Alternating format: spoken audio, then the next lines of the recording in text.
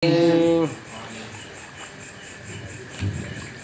sholli wa sallim wa barik alaihi wa ala alihi. Jazakallahu khairan katsiran kepada Ustaz Mas Mustafa yang telah membacakan selawatnya. Mudah-mudahan kita akan cinta bersyafaat dari Nabi kita Nabi besar Muhammad sallallahu alaihi wasallam. Ahlan wa salam kepada pembina kita, guru kita yaitu Bapak Kiai Haji Ali Mustafa Al-SMA dan juga Ustaz Dr. Sugiarto, guru saya dari SMP.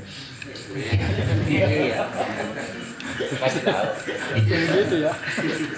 Baik jamaah yang dirahmati Allah Subhanahu wa taala, sebelum kita dengarkan tausiah dari guru kita atau dari pembina kita dengarkan dari guru kita yaitu dari Pak Ustaz Sadani Hasim, kepadanya dipersilakan dengan hormat wa ilahi wa ila tafadhal sallallahu alaihi Muhammad.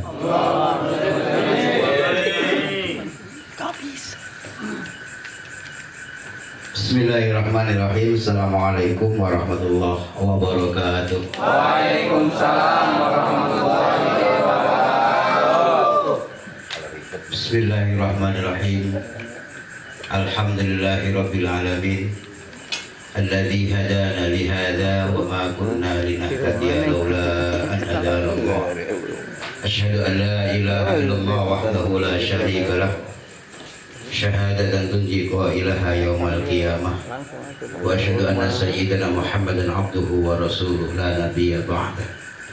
Allahumma shalli wa sallim wa barik ala sayyidina wa habibina wa syafi'ina wa maulana Muhammadin wa ala alihi wa ashabihi wa man tabi'ahu bi ihsanin ila yaumil qiyamah. Amma ba'd. Yang kita muliakan bersama guru kita yaitu Romo Kiai Ali Mustafa Mada'allahu bilumi fitini wa dunia wal akhirah. Yang kita muliakan guru kita Bapak Dr. Sugiarto. Ini update terus sama saya di Facebook. Mudah-mudahan mereka berdua senantiasa dipanjangkan umurnya Allah. Barokah ilmunya untuk kita bersama, manfaat untuk muslimin muslimat di dunia wa wal akhirah. Amin ya rabbal alamin.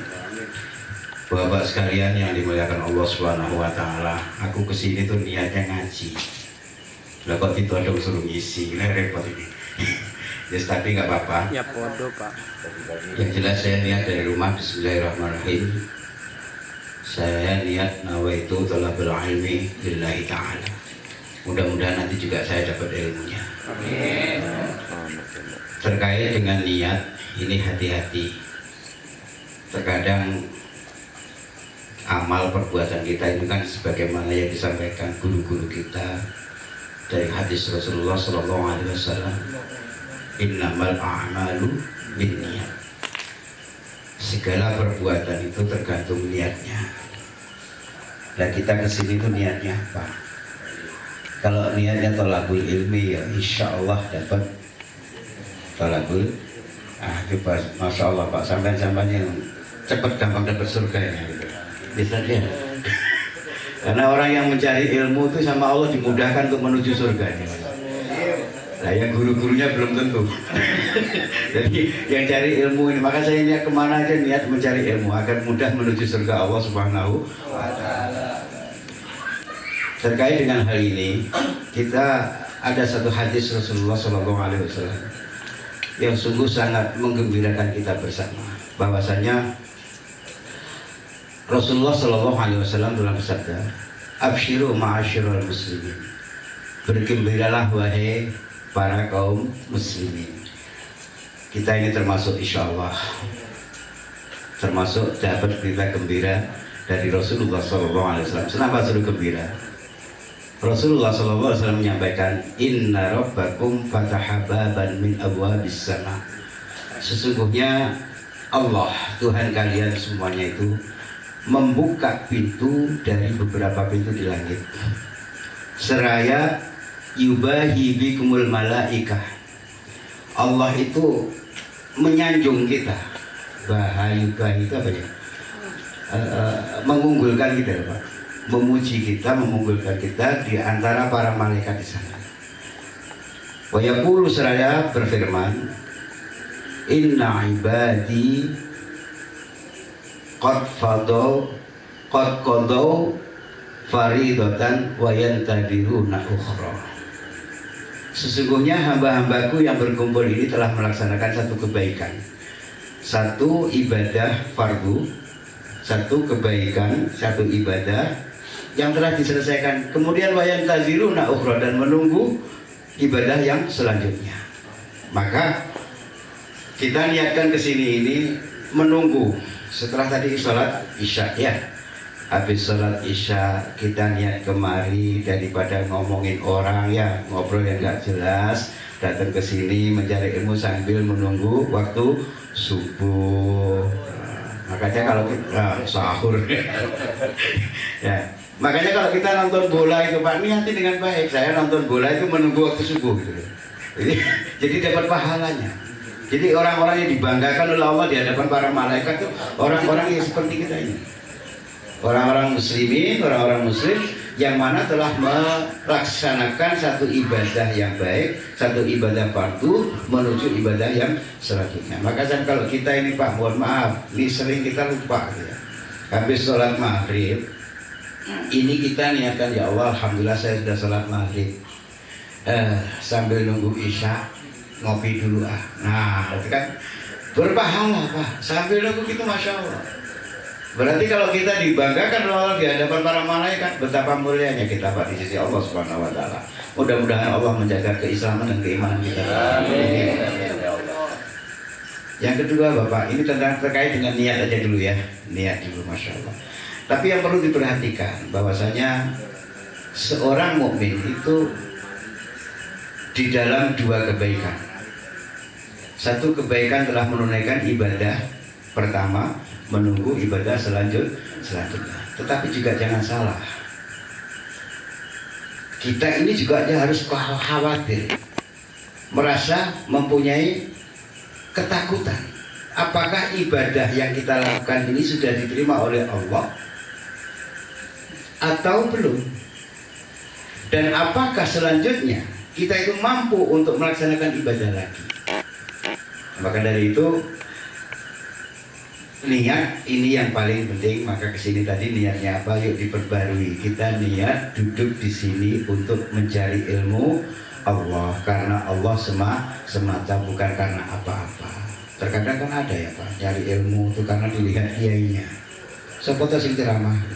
Nah dia agak jadi.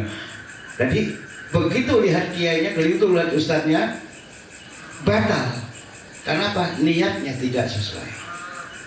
Saya niat kemari, alhamdulillah saya diajar sama saudara saya Ibu. Saya juga ngajak saudara saya juga, Bapak Ili. Banyak saudara-saudara di sini Pak Ili. Ya, kita ajak kemari, yuk Bang, kita cari ilmu ya, kita nunggu ibadah yang lainnya. Insya Allah mudah-mudahan dapat ilmu. Nah kan niat, hati-hati. Mudah-mudahan sekali lagi kita berharap hanya kepada Allah Subhanahu wa taala. Mudah-mudahan ibadah kita yang telah lalu senantiasa diridhoi oleh Allah Subhanahu wa taala. Karena hanya itu yang kita banggakan. Rahmat dan ridho Allah yang kita banggakan. Kalau hanya amal kita Pak nggak mampu, nggak cukup. Amal kita itu nggak cukup. Wis banyak mana sampai baca Qur'annya sampai ngerasani? Sisi aku tanya dulu nih. Banyak mana baca Quran ini hari sama baca WA? Jujur. Kayak jujur. Banyak mana kita wiridan hari ini sama ngerasanin? Banyak kita bersyukur pada Allah sama ngeluh pada Allah. Masya Allah. Nah kalau gini kok pengen masuk surga? Nah, makanya saya masih ingat pejangan kiai saya. Allahumma anta rabbi wa ridhoka matlubi. Setiap mau menjalankan sesuatu, ya Allah, Engkau ini adalah Tuhanku. Engkaulah yang membimbing aku, Engkau yang menciptakan aku, Engkau yang mencukupi aku. Maka ridhomu yang selalu aku harap. Yuk kita dengarkan langsung saja menuju kepada acara inti. Kan ada Pak Kiai jadi nervous saya, bingung jadi ngomongin gitu aja. Satu hadis ini kita pegang bahwa kita semuanya ini selalu dibanggakan oleh Allah. Yubahi bikumul malaikat. Allah membanggakan kita di hadapan para malaikat Kenapa? Karena kita itu qadau faridatan wa yantadiruna ukhra, telah melaksanakan satu fardu dan menunggu fardu yang lainnya. Jangan salah ini, jangan lupa. Jadi kalau subuh, habis sholat subuh berangkat kerja, ya Allah saya berangkat kerja nyari ma'isyah karena Allah sambil menunggu ibadah zuhur pun selesai dulu, demikian sampai selanjutnya insya Allah dengan demikian kita termasuk orang-orang yang dibanggakan oleh Allah di hadapan para malaikatnya, dan mudah-mudahan Allah senantiasa menjaga hati kita menjadi hati yang bersih, hati yang tulus, hati yang sabar, hati yang selalu bersyukur kepada Allah Subhanahu wa taala. Intinya mohon maaf, hadana wa iyyakum ajma'in ihdinas shiratal mustaqim. Assalamualaikum warahmatullahi wabarakatuh. Waalaikumsalam warahmatullahi wabarakatuh. Saya mengucapkan kasihan kepada guru kita Bapak Ustaz Sayyid Hasim, mudah-mudahan apa yang beliau sampaikan bermanfaat bagi kita semuanya. Jamaah yang dirahmati Allah Subhanahu wa taala, baru saja kita dengarkan tausiah yang kedua, yaitu dari guru kita, dari Bapak Kiai Ali Mustafa Al-Syekhan. Kepadanya dipersilakan. Allahumma shalli ala Muhammad. Bismillahirrahmanirrahim. Assalamualaikum warahmatullahi wabarakatuh. Waalaikumsalam warahmatullahi wabarakatuh. Alhamdulillah wassalatu wassalamu ala Rasulillah Sayyidina Muhammadin abdillah wa ala alihi wa sahbihi wa ala la hawla wa la quwwata illa billah wa ba'd. Al-Mukarramun yang sama kita muliakan, guru kita yang baru saja menyampaikan, mengingatkan kita untuk segala kebaikan. Al-Mukarram Kiai Haji Sa'ad Hasyim, mudah-mudahan Allah sehatkan beliau, Allah berikan keberkahan kepada beliau. Juga seluruh asatidzah yang hadir, mudah-mudahan guru-guru kita semuanya sehat panjang umur. Pak Dr. Sugianto juga ustaz-ustaz yang lainnya, jamaah yang hadir, mudah-mudahan langkah kita menuju tempat ini mendapatkan ridho dan pahala yang diberikan oleh Allah Subhanahu wa taala. Alhamdulillah, kemarin murid ya ramai banget, sekarang enggak murid karena enggak murid ya, karena enggak murid jadi enggak terlalu sepi juga. Masih capek kali ya, karena panitia semua sih jawab itu ya. Karena mudah-mudahan kita bisa saling terus mengingatkan. Salawat salam semoga tercurah limpahkan kehadiran Nabi sallallahu alaihi wasallam. Mudah-mudahan kita jadi umat yang telah mendapatkan syafaatul ummah fi yaumil akhir. Amin ya rabbal alamin. Hadirin, ketika seseorang di dalam sholatnya itu melaksanakan segala rukun, maka ada satu rukun yang ketika dia melaksanakan satu rakaat dalam sholatnya, maka rukun itu dilakukan 2 kali sujud. Ruku sekali, tidak sekali, Al-Fatihah ya sekali, dan Takbiratul Ihram ya sekali dalam satu rakaat. Tapi ketika kita sujud itu diperintahkannya 2 kali. Karena hadirinnya rahmat Allah Subhanahu wa taala, manusia itu cenderung ujub, gampang sombong, ia gampang merasa bangga terhadap dirinya, mudah untuk merendahkan orang sekelilingnya. Maka sujud itu bahkan hadirnya rahmat Allah, nggak mesti dia harus baca tasbih 3 kali. Kalau afdalnya ruku itu 3 kali, subhana rabbiyal azim wa bihamdi. Tapi sujud itu subhana rabbil a'la wa bihamdi. Kalau bisa banyakin itu lebih afdal. Cuman kira-kira juga kalau jadi imam jangan lama, kesian laki-laki. Ini hadirin yang dirahmati Allah Subhanahu wa taala. Kita kan kenal sujud itu ada 4. Ada istilahnya lainnya itu 5. Yang pertama kita kenal sujud sahwi, kemudian kita kenal sujud tilawah, kemudian kita kenal dengan sujud syukur, yang keempat kita kenal dengan sujud ketika sholat, yang kelima sujud nyusruk Itu yang kelima itu ya, yang kelima nggak usah diingat itu mah. Jadi harus subhanallah.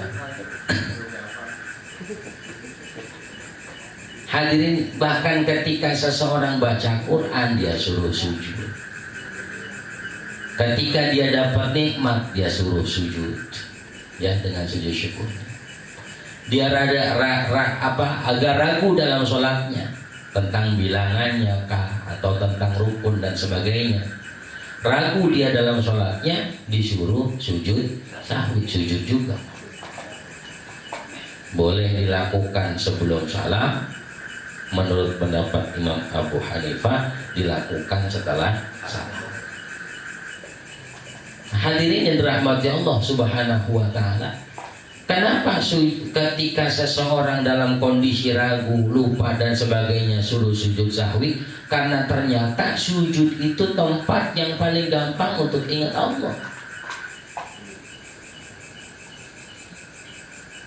Orang mengingat Allah itu mudah karena memang dia lepaskan seluruh titel dalam hidupnya. Dia lepaskan segala gelar dalam kehidupannya.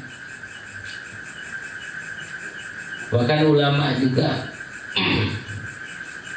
ketika seseorang sujud kemudian dia meminta kepada Allah, itu waktu sujud adalah di antara waktu yang diijabah doa kita. Kan katanya kalau kita mintanya dekat ke bumi, maka yang di langit tuh gampang dengernya.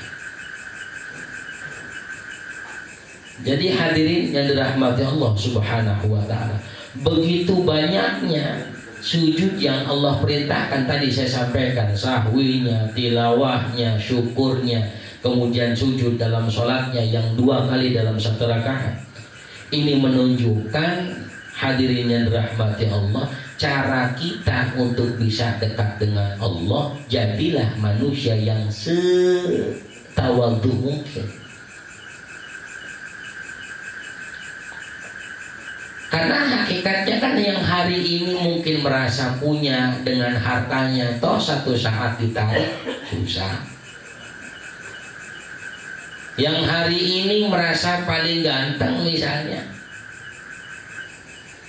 seiring waktu ribut. Yang hari ini merasa lebih hebat, lebih kuat Subhanahu wa ta'ala, seiring waktu kekuatannya juga hilang. Lungsek hadir, manggul gak nyanggup. Ya, kalau udah manggul udah gak nyanggup, itu tinggal nunggu dipanggul hadirin. Kalau manggul udah gak nyanggup, tinggal nunggu dipanggul. Kapan dipanggulnya? Waktu dipanggil. Kalau dipanggil ya pasti dipanggul kita itu. Masyaallah, hadirin rahmati Allah Subhanahu wa ta'ala. Jadi kalau Nabi sallallahu alaihi wasallam sampaikan awwalu ma yuhasabu bil abdi yaumil qiyamah as-shalah. Salat itu adalah ibadah yang pertama kali dihisab pada hari kiamat nanti. Karena ternyata orang yang salatnya sungguh-sungguh, maka kehidupannya main-main. Paham gak nih? Nggak ngerti ya? Enggak. Saya juga ngerti itu kurang tapi ngerti. Orang yang sholatnya sungguh-sungguh maka hidupnya main-main. Nggak serius dia sama kehidupan. Hidup itu cuma canda gurau kok. Cuman main-main. Cuma kita seringkali urusan sholatnya main-main, urusan hidupnya sungguh-sungguh. Terbalik nggak tuh? Nah, dirinya dirahmati Allah Subhanahu wa ta'ala. Dan rata-rata persoalan kita ya persoalan duniawiyah terus. Duit. Ya. Sampai dilaguin sih. Duit. Sampai sebegitu. Rezeki kita padahal udah ada yang atur. Sesusah-susahnya kita nih, alhamdulillah sampai hari gini masih hidup, sampai hari gini masih hidup. Malah kadang-kadang kalau kita mikir-mikir nggak logis juga. Dulu sawah banyak tapi orang banyak yang lapar. Sekarang sawah buras tapi banyak orang yang mati kekenyangan. Ya hadirin yang dirahmati Allah Subhanahu wa taala. Maka itu bagaimana kita bisa hidup jadi benar sementara sholat kita kurang tapi benar. Ukuran khusyuk ya masing-masing lah. Sebab ada orang yang kelihatannya khusyuk, pas qomat nggak bangun dia. Nah itu perubahannya ada. Kan gitu ya, ada. Tapi urusan yang secara syariat atau urusan yang kaedah tata cara sholat dan sebagainya, minimal itu yang kita paham. Bagaimana sholat takbiratul ihram, bagaimana ruku yang benar, bagaimana sujud yang benar, bagaimana. Orang yang udah paham caranya takbiratul ihram, jejak dia rukunya bagus, dia sujudnya, itu hidupnya belum tapi benar hadirin. Kan ada yang begitu ya. Maka ada yang istilah dosa-dosa ini. Nggak ada ya. Ada istilah STMJ. Sholat terus maksiat. Salah. Nggak ada kan ya istilah itu. Bukan, itu majelis dia. Ntar kita nggak diundang, bahaya. Begitu ya. Jadi hadirin dan rahmati Allah Subhanahu wa taala. Jadi maka dari itu hadirin rahmati Allah, jangan pernah merasa cukup kita sudah hebat ibadah kita. Kita kan sering ngaji yang buah nih kan, ngaji Quran. Kita kalau baca Quran sendiri-sendiri, masya Allah, luar biasa. Udah paling fasih kata dia, udah paling bener kata dia, udah paling enak lagunya kata dia hadirin. Tuh, pas ngaji depan guru geram mulu bawaan. Lihat ya, biasa orang gerah ya nahan sakit hadirin, nahan sakit. Kita kalau nahan kebangetan sakit ya gerah gitu. Nah gerah itu ada manfaatnya, penyakit pada hilang, penyakit pada hilang. Maka olahraga paling enak ngaji depan guru, itu paling enak olahraga. Bener-bener. Ya hadirin yang dirahmati Allah Subhanahu wa taala. Jadi penting kita ngaji di mana aja gitu. Ya bicara slogan sih masing-masing ya. Mau PPH kan, lagi segala PHK, model apa? Ya tadi kan sudah STMJ kan, ya minuman begitu dijadiin pengajian. Ya kan ada Subhanahu wa taala, ada majlis gahwah. Ya jadi majlis bener-bener ngopi doang, nggak ngaji, itu majlis gahwah. Jadi hadirin yang dirahmati Allah Subhanahu wa taala, dari situ kita harusnya lebih semangat, lebih semangat